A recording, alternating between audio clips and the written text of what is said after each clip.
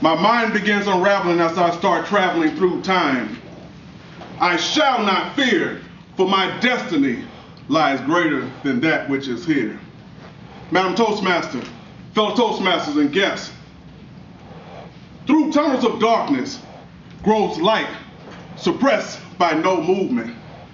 Motion becomes only a thought as I am brought for a second back to reality.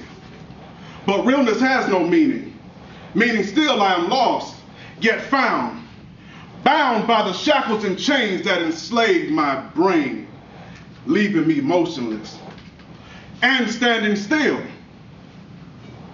but yet still standing, demanding more from life than life demands of me, releasing my inhibitions, allowing my soul to be free. You see, free is an idea that has been made a promise, and yet promises are made to be broken, and so they break like glass. But like glass, I see through them, no past them, for past them has no limitations. Past them lies that freedom that remains to be seen, that peace of the American dream, that peace that calls for peace, so I can be at peace. And I pray peace be with you. I wrote this several years ago, in fact, a little over 10 years ago. Now, my frame of mind, it's been a little while, so I'm not sure if I really understood the power of what I was writing, or maybe if I just wanted to sound intriguing. But if I know me, it's probably a little bit of both.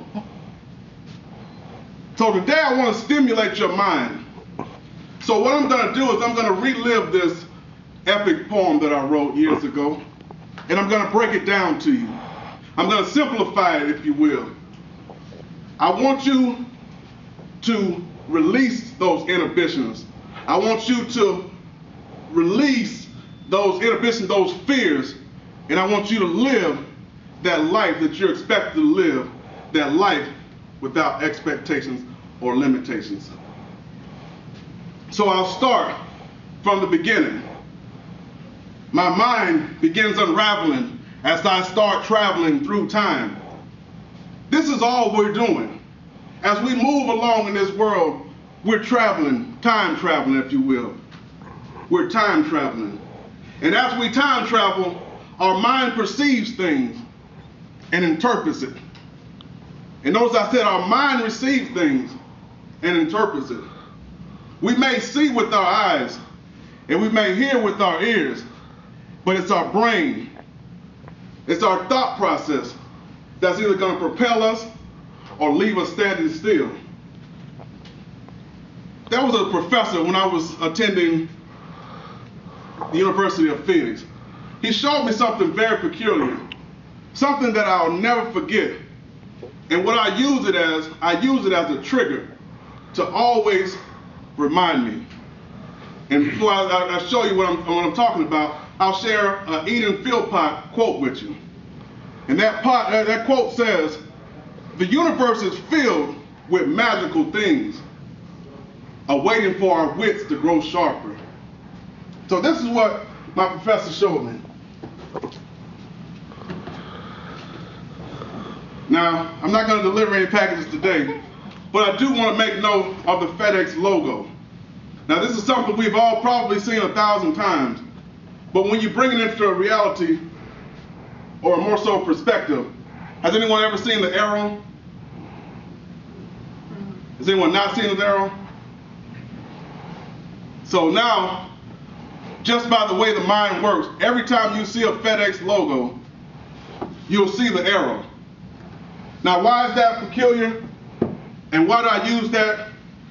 To show me the way when I feel like I'm lost and yet found. I use that as a visual. I've seen that 1,000 times and yet I missed the arrow. What other opportunities have I missed in life? What other chances have I failed to take because I didn't see the opportunity into it, or the fact that I was in fear? So therefore I shall not fear, because I know I don't think, I know. That's the process of thinking and thinking and thinking and thinking again, to the fact that you know my destiny calls for greatness. I go on to talk about through tunnels of darkness, there grows light, but it's suppressed by no movement. I'm standing still, but yet still standing, standing still, but yet still standing. Now, how could this be that I'm still standing? Is it because I have no fear? Maybe. Or is it the fact that I am courageous? And in courageousness is doing something in the presence of fear. So I